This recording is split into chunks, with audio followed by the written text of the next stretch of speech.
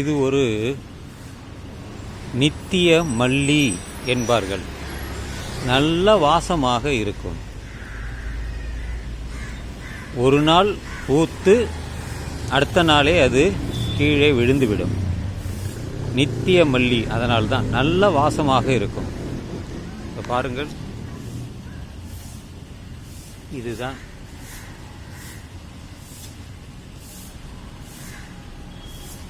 எங்கள் வீட்டில் இருந்தது. அதை எடுத்து விட்டார்கள், வேருடன் பிடுங்கி போய்விட்டார்கள். தற்பொழுது மீண்டும் அது முளைத்து வருகிறது. நித்திய மல்லி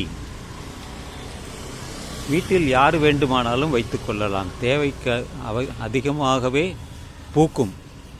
ஒரு மாதத்திற்குள்ளாரே அது பூத்துவிடும். அதற்காகத்தான் இதை பதிவு செய்கிறேன்.